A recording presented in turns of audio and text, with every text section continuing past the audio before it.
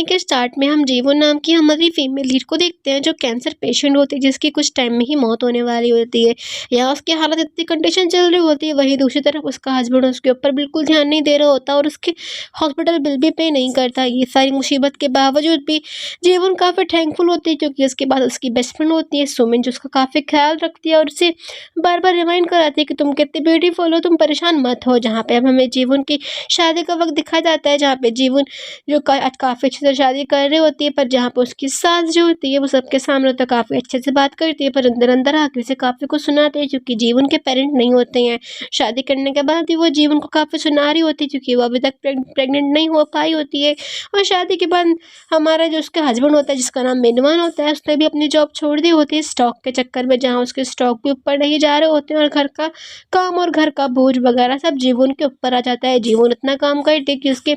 नाक से ब्लड आना शुरू करता है, जहाँ डॉक्टर फाइनली उसे बताते हैं कि उसे कैंसर है और वो 4th स्टेज पे है, अब वो कुछ नहीं कर सकते। कैंसर का पता लगने के बाद भी उसके ससुराल वाले कुछ नहीं करते हैं, उल्टा उसके सास तो ये तक कह देती है कि कोई ज़रूरत नहीं है अपनी कंपनी में ये बता के जॉब छोड़ने की, तुम्हें कंपनी में काम भी करना होगा और घर का भी काम करना, क्योंकि अगर तुम ऐसे ही बेड पे पड़ी रहोगे तो तुम और बेकार हो जाओगे, तो तुम्हें कुछ भी करके घर का काम करना होगा। ये बात देख के जीवन काफ़ी रोती है, पर फिर भी वो अपनी फ्रेंड सुमी के लिए काफ़ी थैंकफुल होते हैं, जो कोई ना कोई तो उसकी लाइफ में है जो उसके लिए काफ़ी कुछ सोचता है। पर अब हम यहाँ सुमिन को देखते हैं जो कि हमारे जीवन के घर जाके मिनवा के साथ ये अफेयर चला रही होती है और उसके साथ फिजिकल हो रही होती है, पर यहाँ जीवन जो काफ़ी परेशान होती है अपना अपने हॉस्पिटल को लेके, जहाँ पर डॉक्टर भी उसे कहते हैं कि आपकी पेमेंट पूरी नहीं हुई है, इस वजह से या तो आप घर जाइए या तो अपनी पेमेंट कराइए। यहाँ जीवन काफ़ी ज़्यादा मिनवा को कॉल करती है कि वो उसका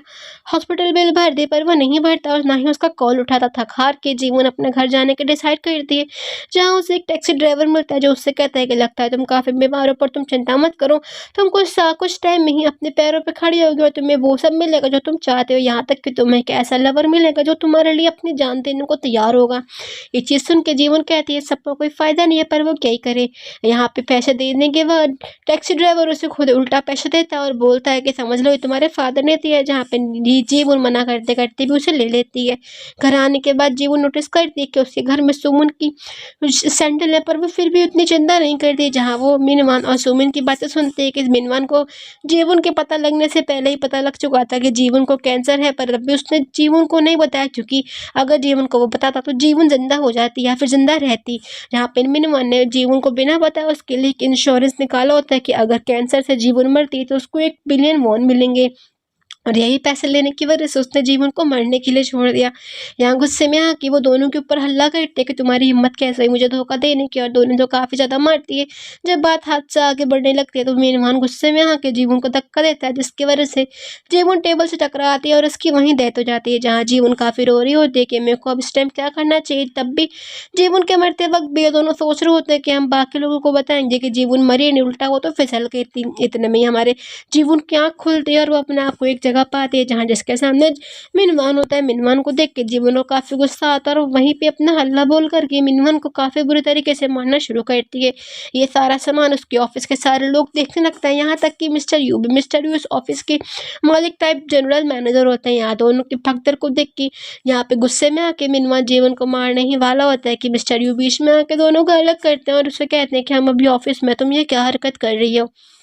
जहाँ जीवन उसे कहती है ऑफिस में, जहाँ उसे बिल्कुल रियलाइज़ नहीं होता और वो जाके अपने आप को शीशे के अंदर देखती है तो वो बिल्कुल यकीन नहीं कर पाती कि वो अपनी टाइम में पहले आ चुकी है। यहाँ उसे इतना ज़्यादा प्रॉब्लम हो रही होती है कि वो फिसल के गिरने लगती है चक्कर खा के, जहाँ पे उसके ऊपर बॉयल वाटर गिरने वाला होता है, पर उसे बचाते हुए मिस्टर यू आ जाते हैं और जो उतना भी गर्म पानी होता है वो मिस्टर यू के हाथ पे गिरता है और उसको ही चोट लग जाती है। तब भी ये चीज़ देखने के बाद भी जीवन वहाँ से दौड़ भागती है रोड की तरफ और अपने आसपास नज़र आती है कि आसपास की चीज़ें काफ़ी कितनी बदल गई हैं। अभी भी उसकी हालत सही नहीं होती है, जहाँ पे मिस्टर यू उसे आके बचाता है और उसे घर लेके आता है और उसे कहते हैं कि चिंता लेने की कोई ज़रूरत नहीं है। साथ ही उसे कुछ पैसे देते हैं और खाने का सामान भी देते हैं ताकि जीवन अपना खाना पीना कर सके, क्योंकि जीवन अपना पर्स वगैरह जो है अपने ऑफिस में ही भूल के आ गई थी। अब यहाँ जीवन को समझ नहीं आ रहा होता कि उसे क्या करना चाहिए ऐसे में, क्योंकि अब उसके साथ क्या हुआ है। अब यहाँ जीवन जो कि मिस्टर यू का लाया हुआ खाना खाती है काफ़ी खुश होती है, क्योंकि जब से वो हॉस्पिटलाइज हुई है तब से उसे वो सब खाने को नहीं मिला जब वो खाना चाहती थी, जहाँ उसे यह जाता है कि 2021 में मतलब सब लोगों को पता लगा था कि मिस्टर यू जो है उनकी कंपनी के ग्रैंडसन है, यानी कि कंपनी के मालिक के पोते हैं, और कुछ टाइम के बाद ही मिस्टर यू कंपनी के मालिक बन जाते हैं। अब यहाँ पे ये बातें छोड़ के जब हमारे जीवन पैसे गिनने बैठते तो उसमें उसे एक अजीब सा नोट मिलता है जिसके ऊपर हार्ट बना हुआ होता है। ये नोट देख के उसे अपने फादर की याद आती है कि मेरे फादर भी उसके नोट के ऊपर भी हमेशा से हार्ट बनाते हुए आए थे। ये चीज़ देख के वो समझ जाते कि जो टैक्सी ड्राइवर था वो कोई और नहीं बल्कि उसके फादर थे, और ये देख के वो काफ़ी रोती है कि अगर मुझे पता होता कि वो मेरे फादर हैं तो मैं उन्हें ज़रूर हक करती, क्योंकि उसके फादर की डेथ भी कैंसर की वजह से ही हुई थी। वो इसी गम में होती है कि अचानक से उसके पास मिनवा आता है। मिनवा को देख के वो काफ़ी डर जाती है, जहाँ मिनवा उसे कहता है कि क्यों ना हमें बाहर खाना खाना चाहिए, जहाँ पे जीवन उसके साथ बाहर खाना खाने तो चले जाती है, पर जब जाने के बाद उसका बिल्कुल मन नहीं होता मिनवा के साथ रहने का, तो वो मिनवान से ब्रेकअप करके वहाँ से चले जाते हैं। ये बात देख के मिनवान को काफ़ी गुस्सा आता है कि एवरेज लुकिंग गर्ल जो है मिनवा जैसे हैंडसम लड़के को कैसे डम कर सकती है। वो गुस्से में आके जीवन को पकड़ता है और काफ़ी धमकाने लगता है। ये देख के जीवन काफ़ी डर जाती है और लोगों से हेल्प मांगती है, प्लीज़ कोई मेरी हेल्प करो, जहाँ आसपास के लोग आके उन दोनों की कंप्लेंट करते हैं। यहाँ पे पुलिस स्टेशन आने के बाद भी पुलिस वाले जीवन को ही दोषी ठहरा रहे होते हैं, ये कहते हुए कि तुम दोनों लवर्स का मामला है, तुम आपस में क्यों नहीं सुलझाते हो, तुम्हारी छोटी मोटी चीज़ों की वजह से पुलिस को परेशान क्यों करते हो। जहाँ पे जीवन को काफ़ी गुस्सा आता है और पुलिस वालों से कहते हैं कि क्या जब ये मुझे मार डालेगा तभी तुम्हें असर पड़ेगा। जहाँ पे वो अपने घर आती है और काफ़ी परेशान होती है। यहाँ उसे देख के रियलाइज़ होता है कि मिनवा को स्टॉक मार्केट में काफ़ी ज़्यादा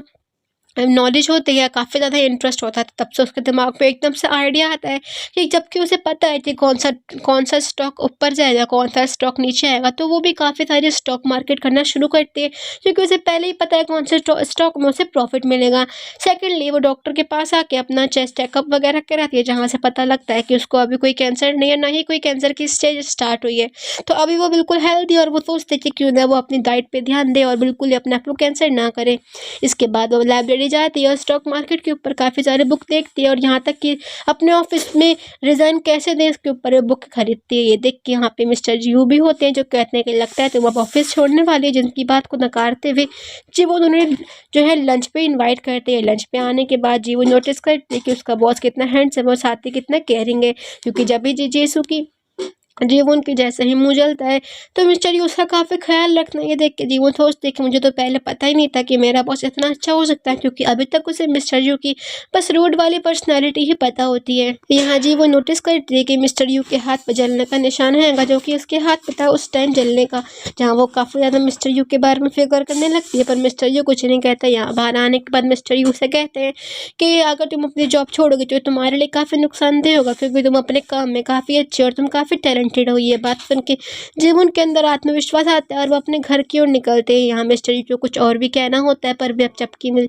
जीवन जा चुकी होती है, वो नहीं कह पाता। अब यहाँ जीवन भी अपने बॉस की बातें याद कर करके काफ़ी खुश हो रही होती है कि उन्हें कैसे पता मैं कितनी टैलेंटेड हूँ कैसे नहीं, और काफ़ी ज़्यादा हैप्पी हो रही होती है। अगले दिन ऑफिस में आने के बाद से वो मिनवा को काफ़ी ज़्यादा अवॉइड कर रही होती है कल रात की हुई हरकत की वजह से, पर वो सुमिन के बारे में भूल ही चुकी होती है। सुमिन उसके पास आती है, जिसे देख के वो डर जाती है। वो सुमिन से बोलती है कि कल मैं एक्चुअली थोड़ा बिजी थी, क्योंकि मेरी एक फ्रेंड जिसको कैंसर है वो कुछ टाइम में ही मरने वाली है, पर उसने अपने हस्बैंड और अपनी बेस्ट फ्रेंड को एक ही बिस्तर पर पाया। जहाँ देख के सुमिन काफ़ी गुस्सा करती है कि उसकी दोस्त कितनी ख़राब है कि अपने दोस्त के ही हस्बैंड के साथ कुछ ना कुछ कर रही है। ये देख के जीवन सोचते ये पर ये था चीज़ तुम मेरे हस्बैंड के साथ कर रही थी। अब यहाँ पे वो अपने मैनेजर को अपना प्लान दिखाती है, मतलब अपना प्रोजेक्ट दिखाती है, जहाँ उसका मैनेजर उसका प्रोजेक्ट बिना कुछ देखा ही उसे मना कर लेता है। ये चीज़ ऑलरेडी जीवन को पता होती है, क्योंकि जीवन के साथ पहले भी ऐसा ही हुआ था कि उसी मैनेजर ने सेम प्रपोजल को इग्नोर करा था। ये देख के वो काफ़ी खुश होती है कि सारी चीज़ें बिल्कुल वैसे ही हो रही हैं जैसी पास्ट में हुई थी। यहाँ वो कॉफ़ी लेना आई होती है, जहाँ हमारी मुलाकात में सियांग से होती है। ये भी इस कहानी में काफ़ी अच्छा रोल प्ले करने वाली है, तो उन्हें याद रखिएगा। यहाँ उसे ध्यान आता है कि मिस्टर यांग की रखी हुई कॉफ़ी गिर रही होती है, जिसे बचाने के चक्कर में लास्ट टाइम जीवन का घुटना छिल गया था। इस बार वो सोचते कि क्या पता मैं इस एक्सीडेंट को अवॉइड कर सकूँ, तो इस बार वो जाते हुए बॉक्स के ऊपर से छलांग मारती, क्योंकि इन्हीं बॉक्स की वजह से वो गिरी होती है, और फिर फाइनली वो कप को बचा लेती है और अपने आप को भी। ये देख के वो काफ़ी खुश होती है कि उसने एक्सीडेंट होने से ही रोक दिया, यानी कि वो अपने फ्यूचर भी चेंज कर सकती है, और वो काफ़ी ज़्यादा खुश हो रही होती है। यहाँ जीवन जा रही होती है, जहाँ पे उसकी टक्कर एक लेडी से होने वाली होती है, पर मिस्टर यू से बचा के कहते हैं कि आराम से चलो। जिसके बाद वो जीवन जब जाने लगती है तो उसकी मुलाकात मिनवा से होती है। मिनवा से बचते हुए भागने के चक्कर में वो एक बंदे से टकराती है और उसके पैर में उसी जगह चोट लगती है है जिस जगह उसके चोट पिछली बार लगी थी। ये देख के वो काफ़ी हैरान कि ऐसा चोट दोबारा कैसे लग गई, जिसके बाद वो समझ जाते हैं कि जो चीज़ होनी है वो होके ही रहेगी। पर अब यहाँ वो कन्फ्यूज होती है कि जो